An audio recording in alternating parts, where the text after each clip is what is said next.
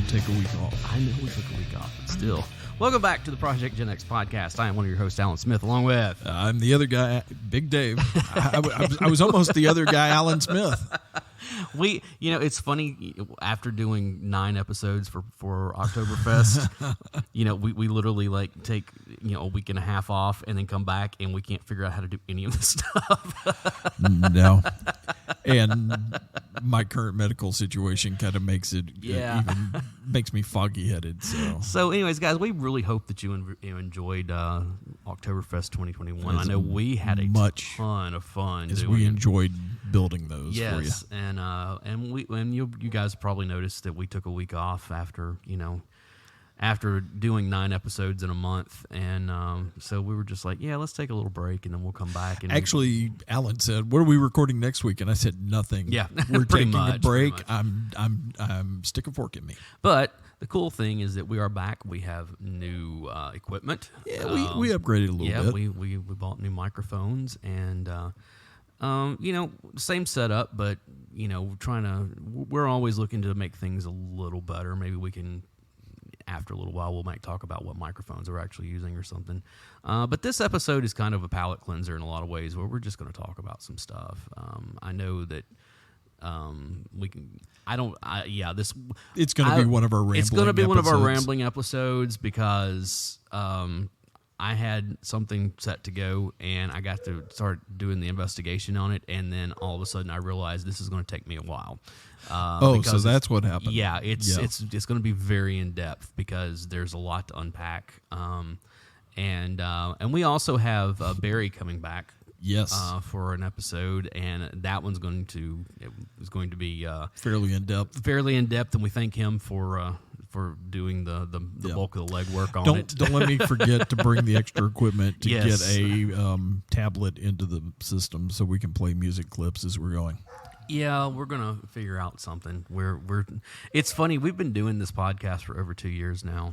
And it's only been recently where we've actually started incorporating some stuff that other podcasts start doing from day one. Well, we did go with the keep it simple, stupid because we're both kind of stupid. I admit, it's like I personally enjoy doing the post production stuff, but I'll admit that I still don't want to have to do more than I need to have to. It's like it's kind of one of those things where it's like, I enjoy doing this until I get midway through it, and I'm like, oh shit, I've got another hour and a half of work that I'm going to be doing on this, I offered to help, but he's like, no, I know. Well, I mean, it's not even that. There's a few times that I've been like, maybe I just dump this over and let Dave take care of it. You seem to enjoy it, and I really do. You tend to have a little bit more time on your hands than I do, especially since it seems like I'm working. There's that all the time, and it's also getting into some personal stuff. It's one of those things where obviously I'm a single parent, but I'm not a full-time parent. I'm only like a part-time parent, with the custody situation. I have him half the time. So, if we record something, sometimes when we're recording this, and it might be the situation tonight, like after you leave, I immediately start doing the post-production on it. Yeah. So, and sometimes if it's a week that, that my son is here, I will, after he goes to sleep, work on it. Or if it's on a weekend, sometimes I'll just work on it while he's here, while he's running around, playing video games or whatever, and I mean, it kind of depends. And also the fact that, that I don't sleep, even though I would love to sleep a lot more than I do, but it's just one of those things where sometimes I'm like, it's 3:00 in the morning. I'm not tired. Let's start working on the podcast. So, might as well. I have many times over the years in multiple, areas of working on, whether it's music or podcasts or writing, working on whatever it was I was working on at the time. That extra time of not sleeping has come in very handy. Yeah. Of just I've got the time. I may as well go ahead and do something seemingly productive. Whereas I've got my regular full-time job. I've got a volunteer thing that I'm doing where we're trying to figure out the web streaming for them right now. Oh, okay. Which is taking up a good amount of time. And then there's doing this. Right. And then, my wife actually likes to see me from time to time. Yeah, I don't have that problem right now of a wife or a girlfriend or any of that kind of stuff. So that's been like I think 18 years or something at this point. With you and her, yeah. We've been married for 14. Right. Yeah, we dated for... I have all these friends who have been married for like 10 plus years. Some of them coming up on 20, type stuff. Yeah. And I'm like, oh, that's cool. You put both of my marriages together. I don't think I made 15. So, so who knows? Maybe marriage just isn't for me. It's like it is what it is. It is what it is. But I've actually, one of the. Wow, we're really getting into this. One of the. We don't have to. We can change the subject. Oh, we will. But I can derail your train of thought in an instant. One of the things that I have come to understand about my relationships. Yeah. We're going to get into some therapy here and some self-reflection. Well, one of the things that I've really come to understand about my past relationships is that I have been really guilty of... And Biscuit, you can hear Biscuit in the back. Apparently, Biscuit is always going to be on this show because he has to be. He just needs the attention. One of the things that I have unpacked of my own problems with relationships is the fact that I have not been friends with the vast majority of people that I have been in relationships or marriages with. Okay, I can see that. And so it's one of those things where it's it's all of that. That new emotion up front and blah, blah, blah, type stuff. And, the I love yous and, this is so great. We're going to be together forever and blah, blah, blah. And then it's like, oh. Then the work starts. And then the work starts. And it's like, wait a second. Do I even really like this person that much? And that's nothing like saying anything about any of their characters or anything. Well, most of them. But it's one of those things where it's like, it's been a character flaw on my part. Sure. So that's... outside of one relationship that I had that is still the healthiest relationship I was ever in, where we were friends. Yeah.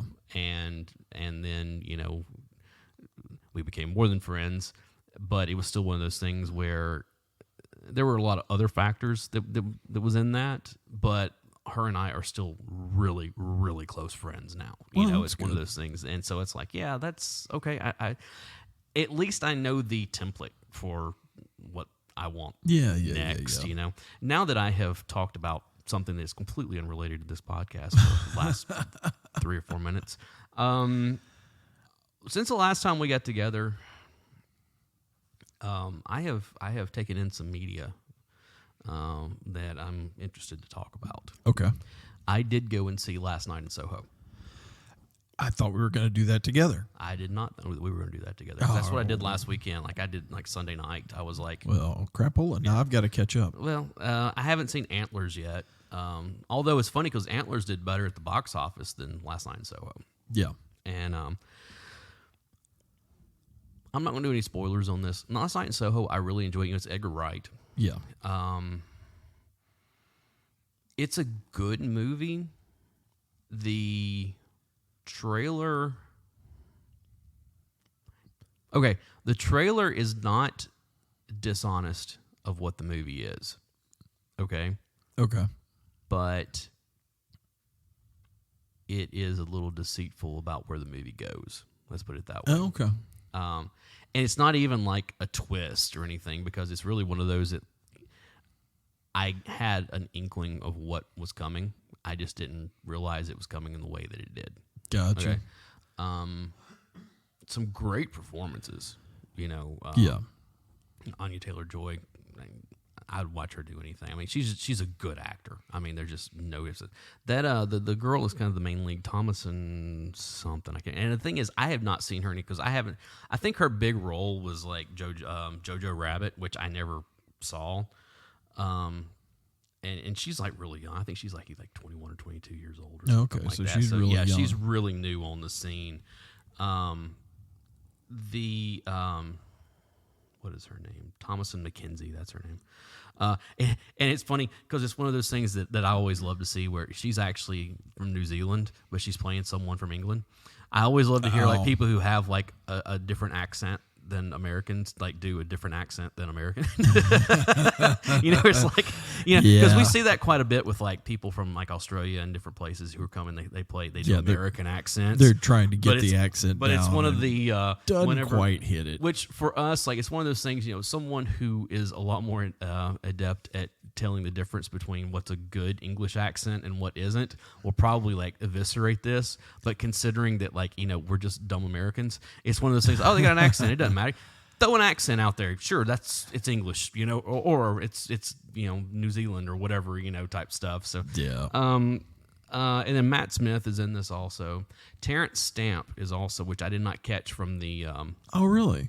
Yes, and he's got a supporting role in it. Okay, he's wonderful. Terrence Stamp, for those of you who don't know off the top of it, Zod from Superman 2, as well as so many other things, but that's probably the big thing.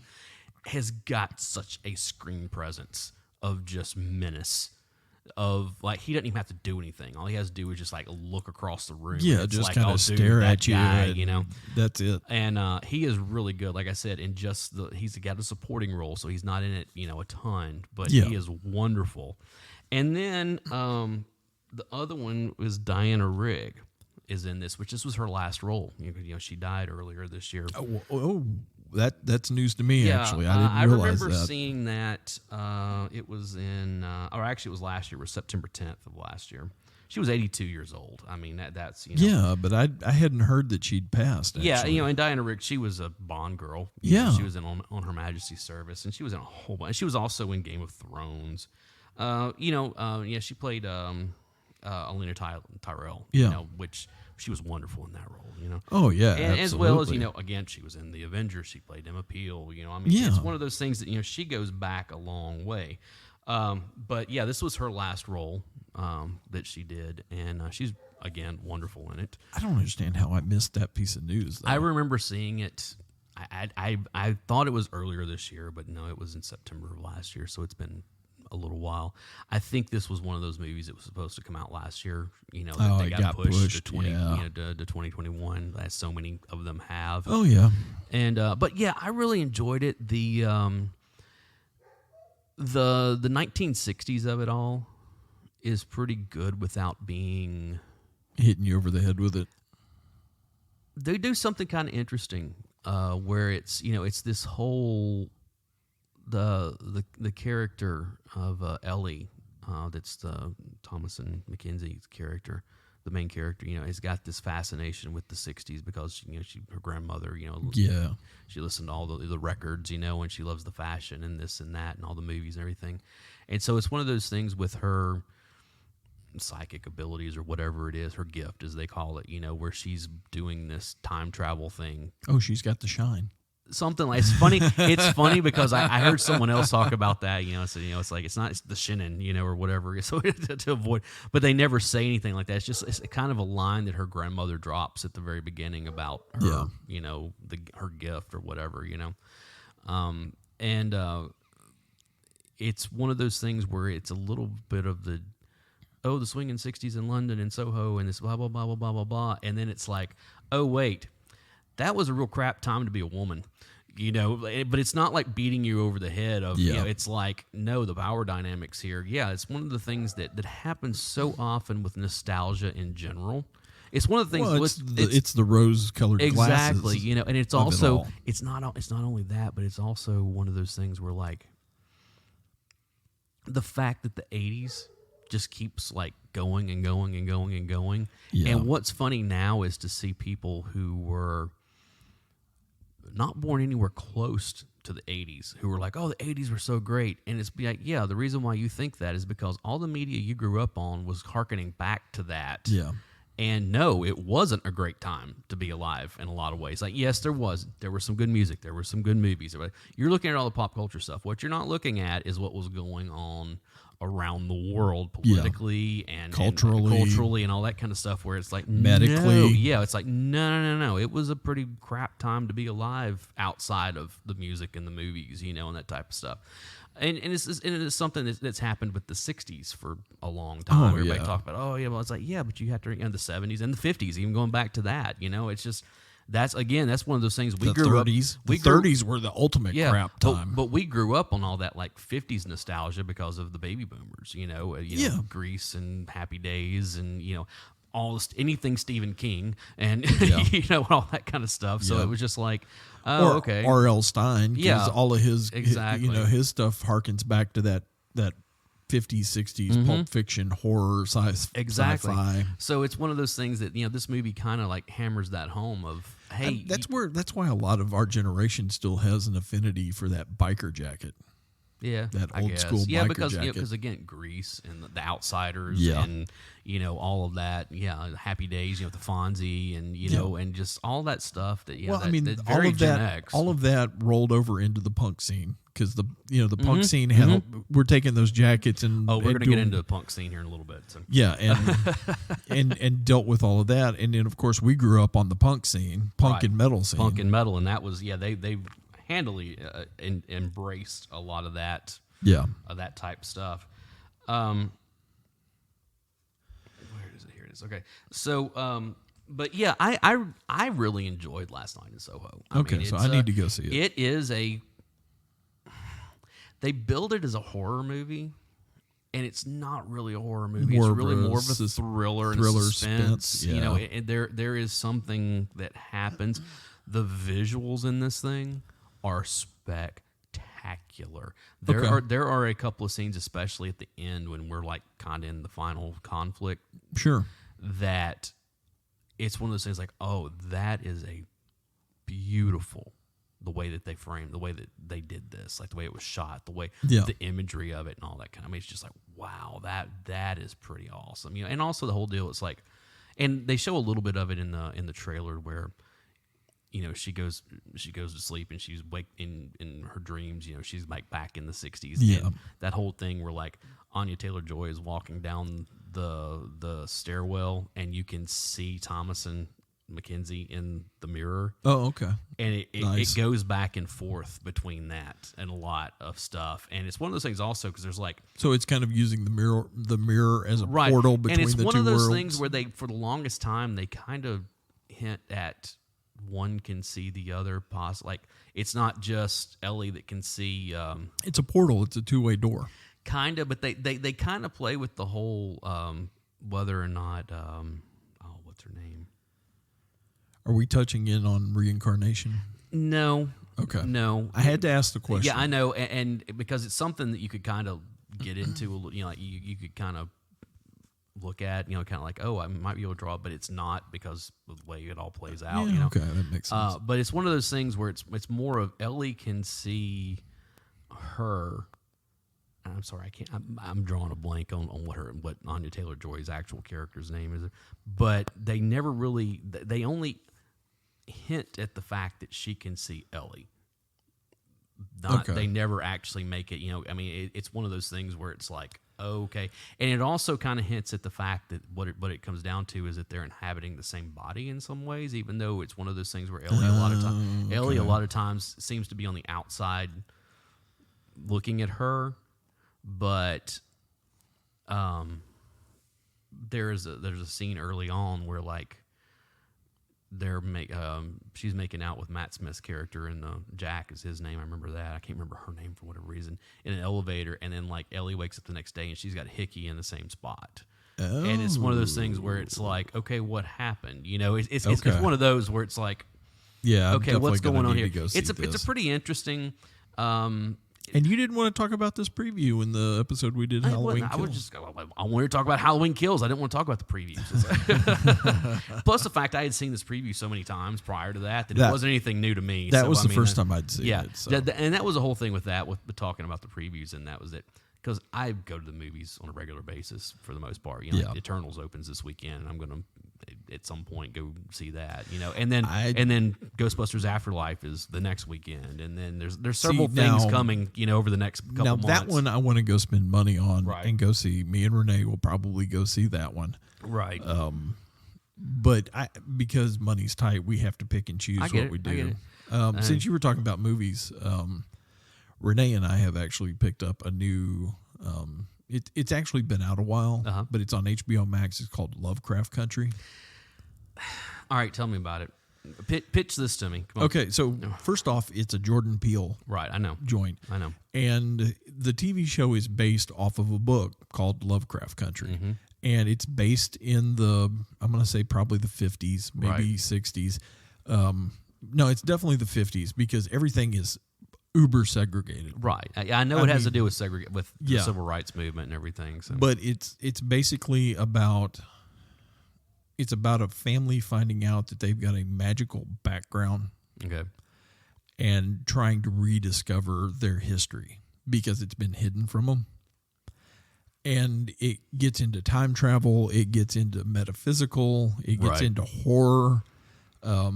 It's literally a television show that's based on a book where the book ends up in the television show. Mm-hmm. And it ties directly into the family that's being talked about in the television show that the book is. I mean, it gets, and we're only into the first season, but we're really enjoying it. Well, there's only one season of it so far. Oh, is that? Yeah. So, but that is one of those that when it premiered last year, I guess it was, that I was like, oh, I'm going to have to go check this one out. And then I just never got around to it. Then I started hearing people who were like, I really like it. I have no idea what's going on, and I'm like, all right, I've already watched enough shows like that. Well, hold on. If they can't figure out what's going on, they need to find a simpler television show. Well, it's just like because this one's fairly easy to follow. There was even a Saturday Night Live sketch where they were talking. It was funny because it was actually set. There was people that were like sitting outside the stadium getting ready to go into a Titans game, which was I thought was pretty funny. And they were talking about Lovecraft Country, and like somebody was trying to explain it to the rest of the group, and they were all like, "Yeah, I have no idea what you're talking about." It definitely winds in on itself, right? But it's not that hard to follow. Okay. I mean, I've found it very enjoyable. It's one of those things to where I've got to be in bed by 9 because I've got to get up at like 4:30 to be at work the next day, and I'm like,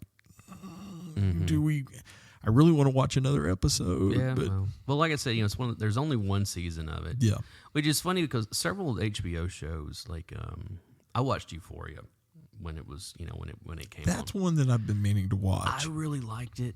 It's not always easy to watch, and I say that because the subject matter that it approaches is just not very easy to watch. Sometimes, dealing a lot with like.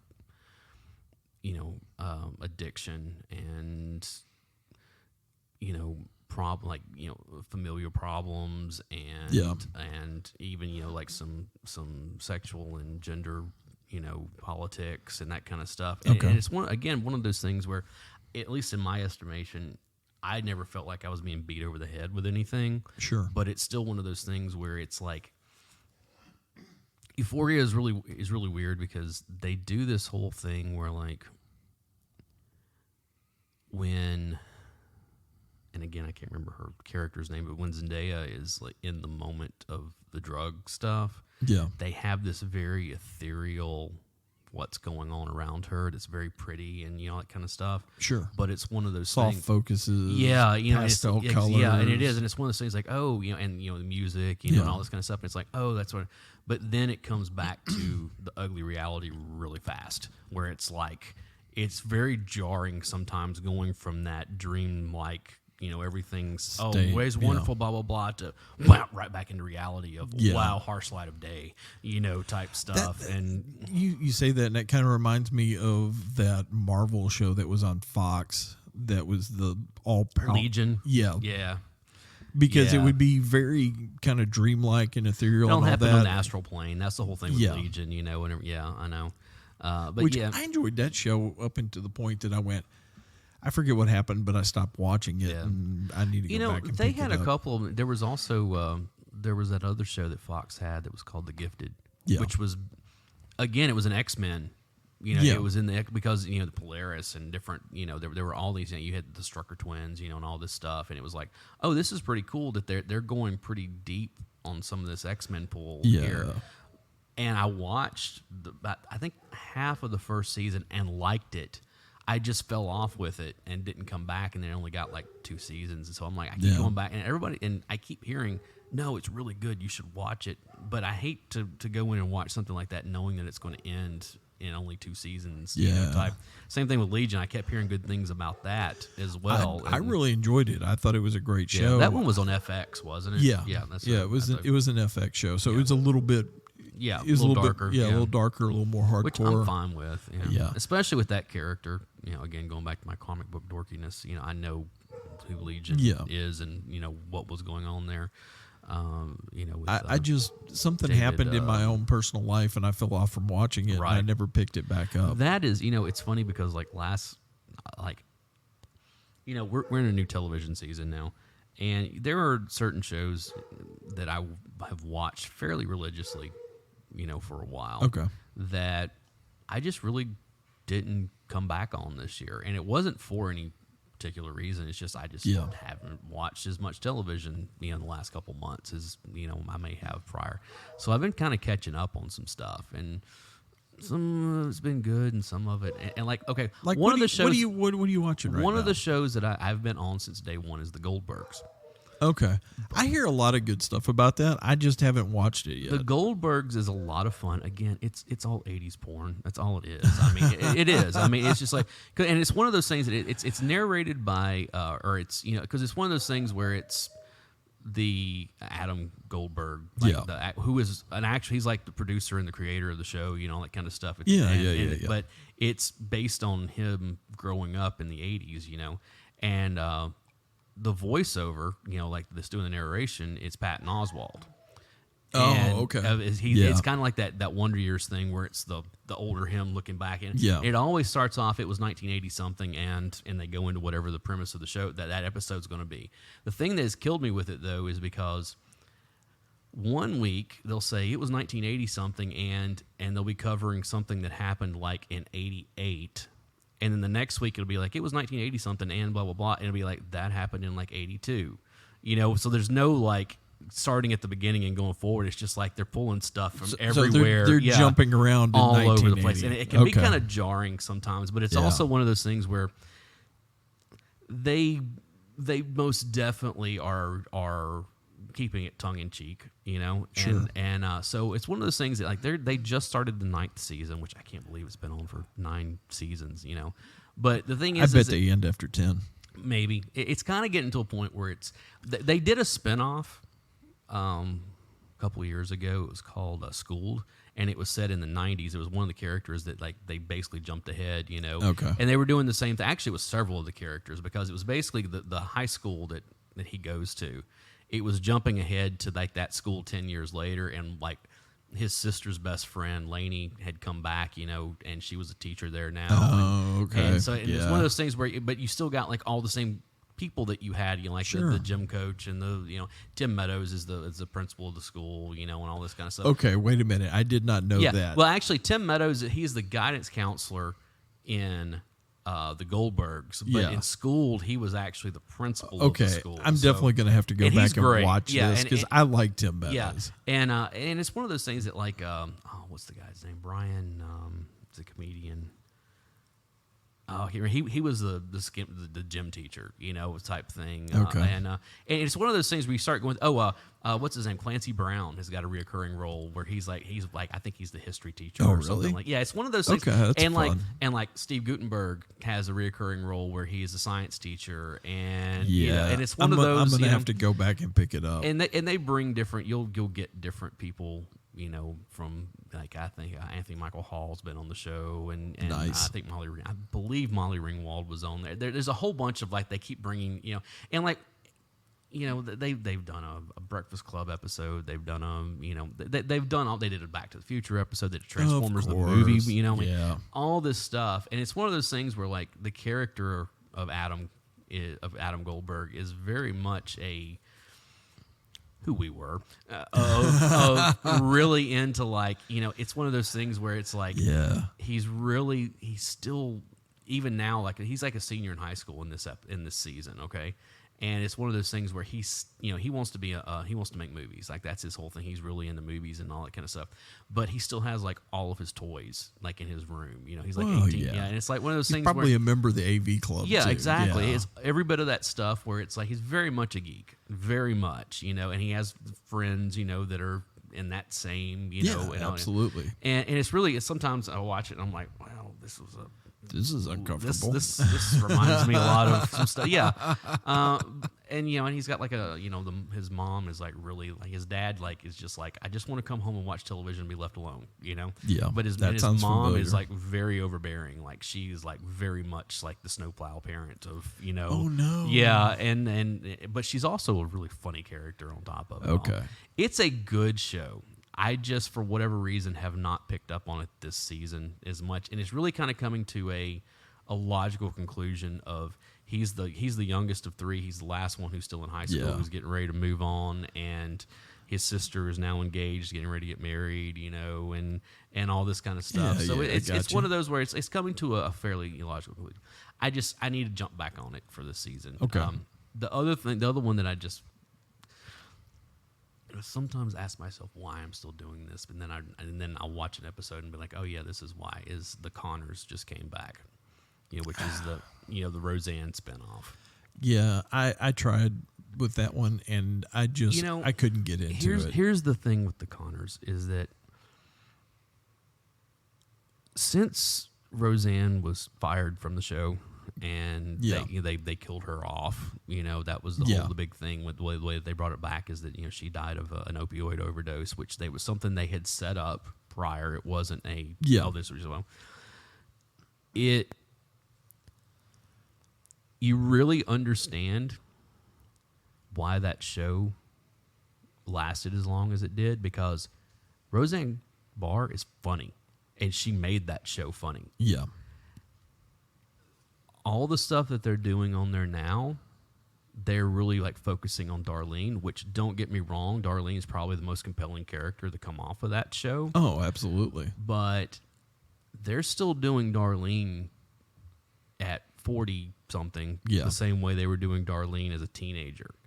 And it's one of those things where it's like Darlene was never funny. She had some funny lines here and there. She was the dark, mopey one, right? And it's one of the but it was moody, and that's probably a little bipolar. Yeah, absolutely. And it's one of those things where they're still doing a good job of depicting what a lot of Middle America goes through. Yeah, one thing that they've done that has been a brilliant move is that Katie Seagal, Peg Bundy and Gemma from Sons of Anarchy, is on the show now, and her and Dan got married this season. Oh, okay.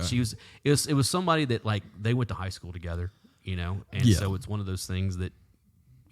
And they went through all of the like. So Peg finally killed off Al and went over and married Roseanne's husband. But it's one of those things where they really did, through the last couple seasons, unpack the whole. Dan didn't know if he could move on without Roseanne, and it was one of those things where he was really kind of conflicted. He was like, I found this new person, but I feel like I'm betraying my wife by type stuff. And they really unpacked a lot of the what it takes to grieve and to move on with your life and that kind of stuff. And so it's one of those things that she has been a wonderful addition to the show, which she's great. She's a great actor. She's great in anything you put her in. Just don't let her sing. Yeah, she does sing in it a little bit. A little bit, and that was because it was one of those things. She was touring. She was in a band. She's so much.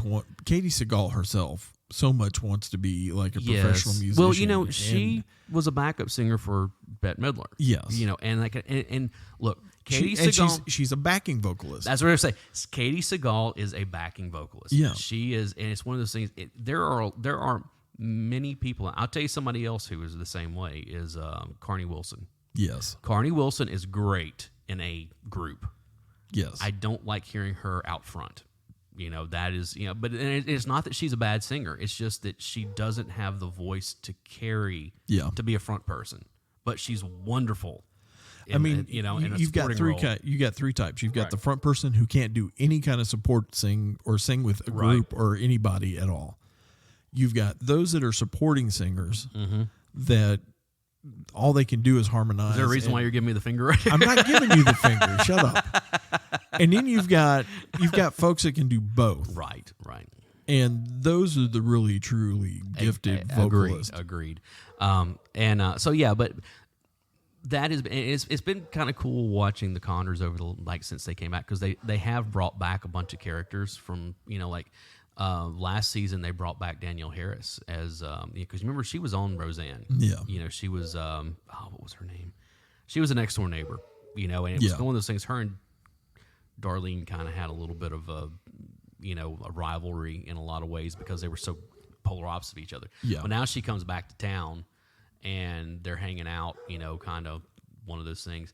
And it really took she was on one full episode, and it's kind of one of those things where they had become friends, and this kind of stuff.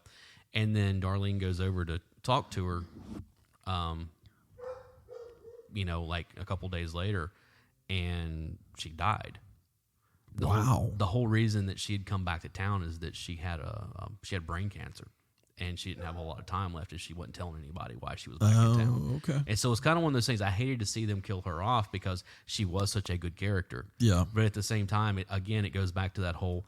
They were always good about throwing real life into this sitcom. I mean, let's go back. One of the in our generation, as far as sitcoms, one of the most iconic moments on television was when they found out that Jackie was being beat by her boyfriend. Yeah. And, and it's one of those things where there's that moment where, Roseanne tells Dan, and then she walks out of the room, and Dan stands there for a second, kind of looks around, and then walks out, and exactly what's getting ready to happen. Oh, yeah. He went over and beat the crap out of the guy. As should have been done. I know. And it was also one of those things where if you go back and watch that episode, when he leaves, the live audience are behind him. Yeah. I mean, it's, whatever, type thing. But it's still one of those things where it's I remember that was a really heavy episode. Yeah, it was. And as well as a bunch of other stuff that happened, And, it was funny, show. But there was a lot of real life to that show. Part of the reason why it was so funny is because a lot of times they would take you to a very dark place and then bring you back out of it. Right. A lot of it goes back to 25 years ago when I was in college, and I was taking an English class, and I remember the professor said that there are two types of laughter. There's a laughter of humor, and there's a laughter of knowing. Yeah. and that is yes, that is very, and it's one of the, and you can always tell the difference between the two. Yeah. There is a and it's oh yeah, you know. Yeah. And that's again, the Connors is not as good as Roseanne. I'll say that straight. No, it's not going to be. It never will. I tried to watch it. I couldn't get into it. It didn't have the same feel for me. It doesn't. Yeah, and they've done everything. Even when Roseanne was still on the show, I tried to get into it. And when they brought Roseanne back for that one season, right?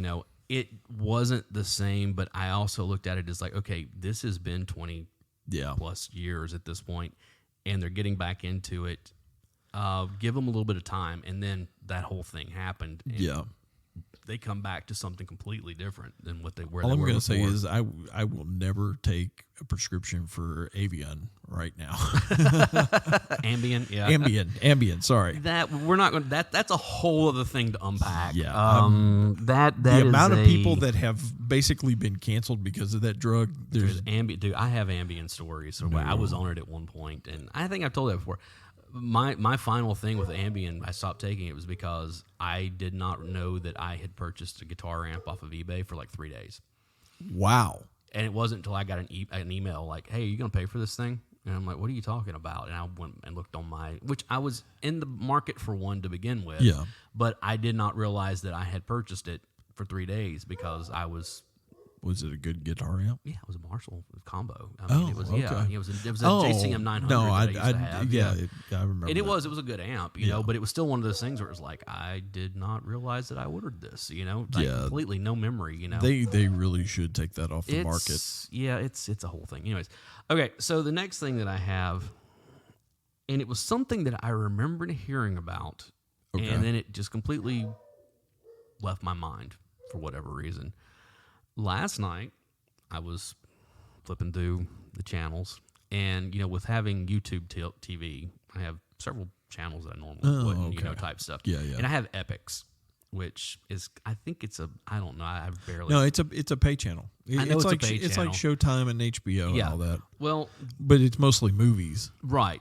But they were showing an episode of this. It's a 4-part documentary called Punk that was produced by Iggy Pop, and it is excellent. I watched all 4 episodes. Nice. They interview. It came out in 2019, and I remember seeing something about Iggy Pop was producing some kind of punk documentary, and everything. But I kind of it got lost somewhere in the shuffle. And of course, being on Epix, I didn't at the time didn't have any of that stuff, So it's like, oh well, I guess I'll have to figure it out some other way. And then so it was one of those things I saw, and it was like the second or third episode that I ran into, and I went back and like, oh look, on demand, they're all here. So I just started at the beginning, And it's really good because it starts. They talk to Wayne Kramer from the MC5, and they talk to Iggy Pop, which were, and then of course they're talking about,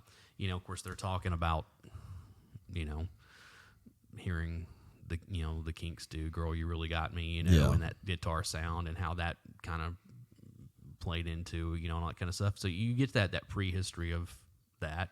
They talked to Sylvain from, nice. Which this is before he died last year. They talked to Henry Rollins. They talked to Debbie Harry and Matt, the guitar player. What's his name? The other member of Blondie. Okay. They talked to Wayne County, which I had completely forgotten about. They talked. Really? Yeah. How did you forget about Wayne County?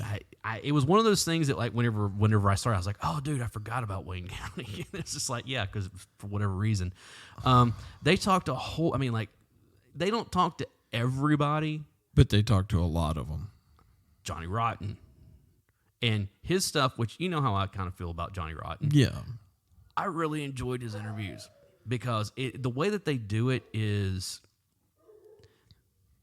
it's literally they're sitting on a couch kind of looking right straight into the camera. Yeah. Talking, maybe a little off. The camera might be a little off depending on who it is, type stuff. Johnny Rotten, is sitting right straight in front of the camera, smoking cigarettes and just being Johnny Rotten for all of it. And like not lying about a single thing. Well, see, that's the thing about Lydell, though. I know. He is who he is, but you don't have to wonder where you stand. And I'll tell you one of the things that I have liked about John Lydell, I'm not going to say Johnny Rotten, I'm going to say John Lydell, is the fact that over the years, every time, and he does it here as well, every time he has talked about Sid Vicious and about what happened to Sid Vicious. Yeah. And how, the whole Nancy Spungen of it all because of, her introducing him to heroin, that kind of stuff. He has gone on record saying Sid would have never dated someone like Nancy Spungen if I hadn't introduced him to her. And I take responsibility for what happened to him because of that. Wow. Which is, that's that, and he has. I remember seeing that documentary, The Filth and the Fury, almost 20 years ago. It's the same thing, and he's still taking responsibility. Still, like in this thing, he did. He looked straight in the camera. He's like, I take responsibility. I have to live with this every day. Yeah. That I introduced her to him, or him to her, and they both wound up dead because of it. Just. Some people you just can't put them together. I know. It's like putting matches to gasoline. But what's really kind of cool is that it starts off in that early, that pre era. Yeah. Of course, they talk to Marky because Marky's the only long term member of the Ramones that's still alive. Well, I guess is CJ still alive? I think he is, but I don't know. But Marky is kind of the most notable of the Ramones that's still alive. Of course, they talk to him. They talk to. The guys from Bad Brains, and they talk to multiple people from Black Flag. Okay. They get Fat Mike from No Effects. So now you can get get Kathleen Hanna. Kathleen Hanna from Bikini Kill comes in towards the end of it. They talk to what's her name from L7? The lead singer. What is her name? They talked to Dave Grohl. They talked to Duff McKagan is in this. It's one of those things where, of course, Joan Jett. Oh, yeah. Jello Biafra is in here, from Dead Kennedys. They talk to just all kinds of people. Thurston Moore. I forgot he was in this. They talked to Viv Aberdeen from the Slits. Oh, I mean, okay. they really go. Did they talk to anybody from X? Yes, they had. John Doe as well as what's her name, Exene. They talked to her also. That's probably been one of the more amazing shows I've been to. Yeah, because I got to see the original lineup of X play here in Nashville. But they really do like talk to a bunch. Oh, they Noodles from. Really? From that's nice. The Offspring, and Billy Joe Armstrong also, because they get on up into like the '90s punk stuff. Here's the thing. I'm not a fan of the Offspring. They really are. I mean, Green Day. Or Green Day, yeah. Sorry. They get up into a lot of that, and they talk to, what's his name? Of course, Mike Ness is in this also. They talk to, what's the dude's name? Okay, enough with Danita Sparks. That's who we're talking about. Oh, okay. Yeah, I need to see this documentary. It really is good. Like, it's very, I mean, again, like, they don't, there's a few people you go, why didn't they talk to anybody from the Misfits, or why didn't they talk to anybody from several you other? Can't talk to everybody. Well, I know, and there is that whole you can't talk. But what's really kind of cool is they start off and they're talking about the early studio stuff. They get into the Ramones and they get into all that kind of stuff. And then they get into the next episode is predominantly about the British side of it. Yeah. You know, and that's where they talk, you know, they talk to one of the, I can't remember who it is off the top of my head, but one of the members of the Clash. Okay, I was going to ask, why haven't I heard the Clash mentioned? The Clash, obviously, is, you know, of course they talk, and then they talk about a bunch of the different, you know, not just the Slits, but also the Bags and the, you know, and like all these different, like, you know, Susie, you know, that's the other thing. Susie Sue doesn't show up in this, which I was kind of shocked about that, but it's. They go through so much of that. And then the next episode is pretty much about the hardcore scene in the 80s. Yeah. Which is really interesting because some of those guys now kind of look back at that as like, I'm really glad that went away for what it was then because of how it had been co-opted by a lot of white supremacists. Yeah. And it also just became way too violent than what we ever wanted, you know. And it's one of those things. Like I said, they talked to, you know, what's his name? That was lead singer for. He was lead singer for Black Flag, and then he went and formed the Circle Jerks. Shoot, I can't remember his name. I'm losing all punk credibility here. Yeah, you are. Of course, then again, I never really, you know, being the metal guy, but I never had much punk. But it's one of those things where they go through all of that stuff, you know? And then when you get to the fourth episode, that's whenever they start talking about like.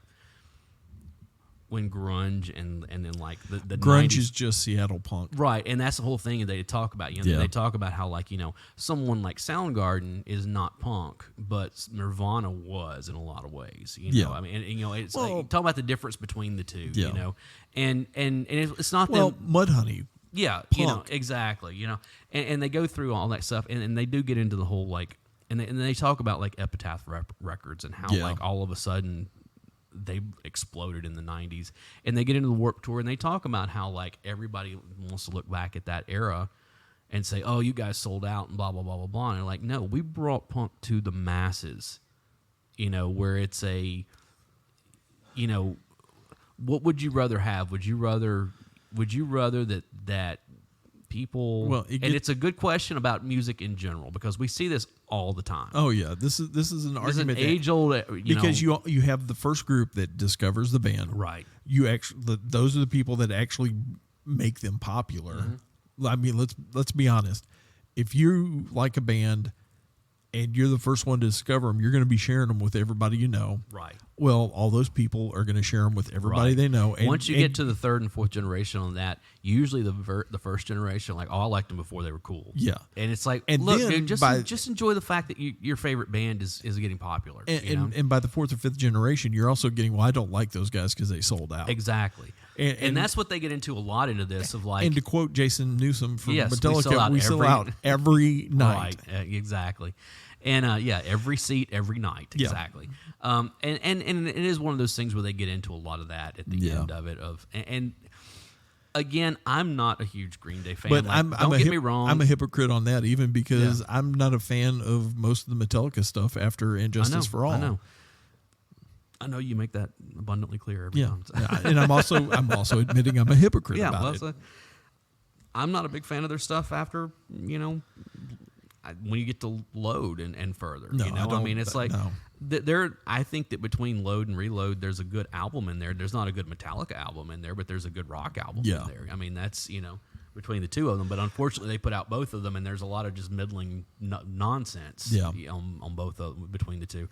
What I was going to get to, though, is that the Green Day of it all is kind of one of those where it's one of the things they do in here that I really enjoy is that they'll talk to somebody, in a band, and they'll have a record player sitting there. Yeah. And they'll pull out the vinyl and put it on and talk, whatever, and they'll put it on, and then they'll have people listening to it. Like, they'll have different people listening to the song, and they'll kind of be, like, reacting to it here and there. And it was something that, like, they put on Dookie, and then Billy Joel drops it on there's the song? All kinds of comments I could make I there. know. But the song, what's the song? Do you have the time to listen to me? You know that song. Yeah. And I can't, because it's one of those things that the title never appears in the, it's one of those songs. And like Marky Ramone is sitting there listening to it. He goes like, yeah, there's a lot of Ramones in this. Yeah. It's like, it's one of those things where they're kind of going through all this, and it's, they talk about Green Day, about them starting off as really wanting to be like, they're this West Coast Orange County punk, type stuff. Yeah. And how they crossed over in the mainstream and got huge, like right off the bat. Dookie wasn't their first release. They had a couple of prior to that, independent releases and stuff. But that was, they come out on their major label debut and just like sell a stupid amount of records. Yeah. And how people like, oh, they sold out and this and that, and they're not punk anymore, and this and that. It's like, and that again goes back to when they're talking to the founders of Warped Tour, because it's one of those things. They said, they were like, look, we were into skaters, and and all this kind of stuff, and so we were like, hey, why don't we just bring all of this stuff out, and all of a sudden, we've got 20,000 people showing up to a skating event, right? Basically. And there's all these bands that you like, but then everybody's like mad because Vans is supporting it. Yeah. And it's like, oh, you sold out. Somebody's got to pay for all this. And that's crap. what he said. He's like, we never made a dime off of sale, like actual ticket sales. It's like we would have never been able to do what we were doing if it hadn't have been for that corporate sponsorship. Yeah. At least we were doing something that was related to what we were trying to put out there, and we brought punk to Middle America. And I mean, you don't get much more skate than Vans. I know. And so it's like, and again, it goes back to, and it's something it's a through line through all of this, like especially once they get into like the hardcore, like the third episode, where they're talking like several people say, we're punk, but then it's people were like, no, there are rules about what's punk, and like I forget who it was. What's the guy's name? Because I got to give him credit for this. I was kind of hoping it was Rollins. It wasn't Rollins. It was he's kind of the street philosopher and all that group. I think it was it wasn't him. And you'll have to forgive me for not being able to pull all this stuff right, because I know I just watched it last night, but it's still one of those things where like the sheer volume of people who are presented in this thing, sometimes it just all runs together. A little overwhelming. I can't remember who it was. Maybe I will drop a note whenever I do the most on this of who it was. But basically said, it was one of those things where punk music started off and it was there are no rules, you can do whatever you want to. Yeah. As long as it stays inside this box.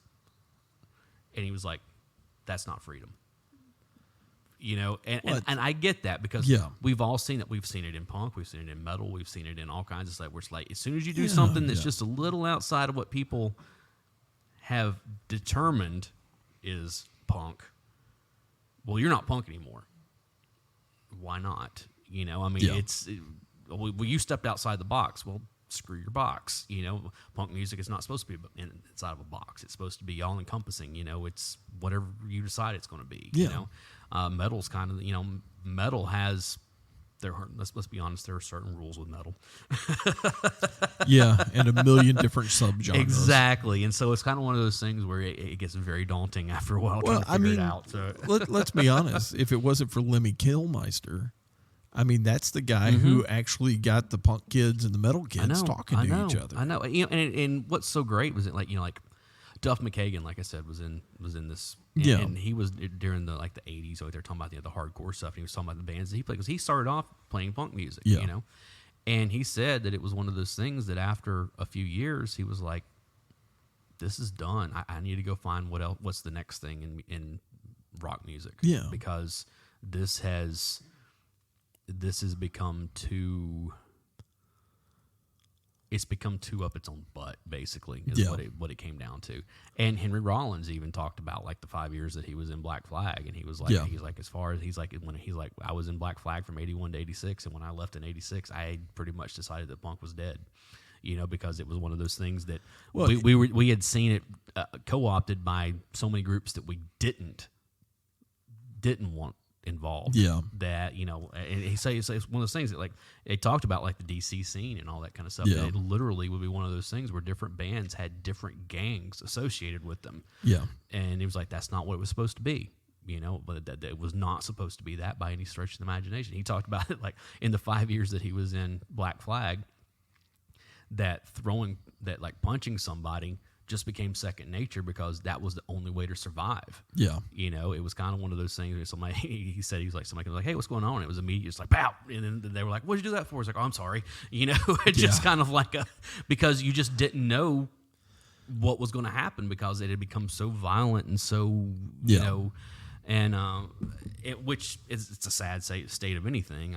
We've all, they did talk a lot about the mosh pits and everything about how it's hey, we saw people for the longest time who would they would go down, people would pick them up and go along. It's all of a sudden we saw people go down and they might not come back up again. In fact, there's a good chance they were going to get curb stomped while they were down there. Exactly. And so, they would see that kind of stuff happen from time to time, and it was just a... You knew the difference between the metal kids and the punk kids because the metal kids would help you back up. For the most part. Let's say it was a Pantera show or something like that. That was Lord of the Flies, believe me. As someone who survived one of those mosh pits. Yeah, you and me both. But, the punk kids... If you went down, you were probably getting curb stomped by multiple people. Now, that has changed quite a bit over the years. Punk has definitely become a more kinder, gentler scene than it used to be. Thankfully, in a lot of ways. It got to the point to where they realized that we're fighting ourselves and we're getting our butts handed to us by everybody else. If we don't start getting together and getting along, this is not going to last. So, but yeah, if you can find it, if you have Epics or, there might be a DVD release of this. I don't know. Go and check it out. It's really good. There's some great interviews in here. Great interviews. And, some of it is well tread. There are some other things where you start learning about other, some other stuff. But I really enjoyed it again because I was not a punk kid to begin with. I was a metal kid. I was a little metalhead, whatever. And it was one of those things that I have said this many times. It's the older I got, the more I started identifying with punk music a lot more and more and more and more and more. I'll be honest with you. I didn't really care as long as it was rock and it was loud and it was heavy. And don't get me wrong. There's still a little metal kid inside of me, as well. And the thing is there's a lot of crossover between the two. Big giant metal kids. And that's the whole we talked about. Motorhead was kind of the bridge between the two. Yeah. You had Guns N' Roses that was a great, hard rock punk. Yeah. Where you took the best of both and kind of jammed them together. There's been plenty of other. You can look at somebody like Social Distortion who did the same thing. It's okay, we got hard rock and we got punk that we put together here. They made their own. Yeah. Oh, they didn't really talk about Minneapolis punk a whole lot. Really? Which is something that was a big that's no surprising. No Replacements, no Scooter-Doo. It's just wow, that's kind of. But you would think they would get a little bit into at least the Chicago noise scene. Again, you can't cover everything. No, but the Minneapolis scene was a big part of that. It really was, especially throughout in the post-hardcore, punk era, absolutely. And it's just called punk. That's all it is, and it's really cool, and I've thoroughly endorsed. It's well worth your 4 hours. I mean, and it is like an episode is like 55 minutes long or something. So it's one of those things where you're getting like actual almost 4 full hours. They probably should have stretched it out into like a television series. Yeah, I mean No. Really? No. You get exactly what you need out of it, in my opinion. Well, we didn't get Minneapolis, I know, but it's still one of those things where you remember that what was it, that Metal Headbanger's Journey or whatever it was, that like VH1 kind of stretched out into a series. And some of them were really good and some of them weren't. It was and it was kind of one of those things where it was like, do we really need 8 episodes of this? Can't we just I think 4 would have been good for, Yeah. So I don't know. I mean, maybe 6. I don't know. Well, there's so many subgenres in metal that I get it. The kid they had kind of pulling the whole thing together, though, wasn't exactly the greatest either. Yeah, but he had a lot of knowledge and a lot of enthusiasm, and I enjoyed that quite a bit. Yeah. And I really enjoyed like once they finally got to the new metal, and he's just like, yeah, I don't get this. That and the Norwegian black metal, where they scared the absolute crap out of him, and he thought he was going to die. I tell you what, once you want to like get a messed up story, start looking at like that 90s Norwegian black metal stuff, and like the murders that went along with it, and the church burnings, and just everything that went into that was like, whoa, these guys took it to a whole new level. Well, it's basically the 80s hardcore scene. Yeah, in a lot of ways. So, guys, thank you so much for listening to us ramble. We do have some more berries coming. And we also have a couple of more. Focused episodes on the way at some point. And but we figured this would be a good palate cleanser, and also to get us back into the swing of things. Yeah, kind of knock a little of the rust off. So if you would go and check out our Instagram and Discord and Facebook. We have links to all that stuff in our hey, come over to Discord. You can chat with us directly over there, and we both kind of live over there. Yeah, it's one of those things where, quite honestly, we'll go and post stuff, but a lot of times it's not until someone comments on something that we really come back into it. Yeah. So, and I get it. We're all adults and we have other responsibilities. So we've got that IRL thing going on. Yeah, exactly. Yeah. Say that again real fast. Is that what all the kids are saying these days, Dave? I don't know. So, guys, thank you. It's that online chat garbage. I know. So, guys, thank you so much. Come back. We will be back on a regular. Oh man, my brain is so much mush right now. We will be back on a regular schedule starting this week and all through the going forward. And we really do hope that you guys enjoyed Octoberfest, because we had a blast. We always hate to see it end, because we love Halloween. We got to give a shout out to. My brain just went to mush. Our new logo. Oh yeah, it's a Creatures and Creeps. Yeah, bracket over there, and she did a wonderful job. And there is, again, go and look in our notes. Because you can go, we've got a link there to her website as well as her Instagram. Yep. And she's really cool on top of it. That's another thing. She's a huge fan of the Dead Boys. Oh, and nice. It was one of those things that she was one of us. I know. So she was like posting some stuff a couple of weeks ago, and I was like, you do know that Cheater Chrome lives here in Nashville? She's like, really? I'm like, yeah. I saw him play like a little club deal, 15 years ago or something, Nice. So yeah, it's kind of cool to find some other, punk rock Halloween fans. Speaking of which, I got a new tattoo, but it's very, very punk Halloween. Go over to Instagram. You can see a picture of it. Did I put that on Instagram, or was that in Discord? I know I put it in Discord. I may have put it on Instagram. Put it on Instagram. Let the folks see it. So anyways, guys, thank you so much. I'm Alan Smith. I'm the other guy, Big Dave. And we will see you next time with Barry. Barry's coming. That's right. We don't know if that's an endorsement or a threat. Both. I like to think of it as both. Guys, thank you. Have a go and see ya.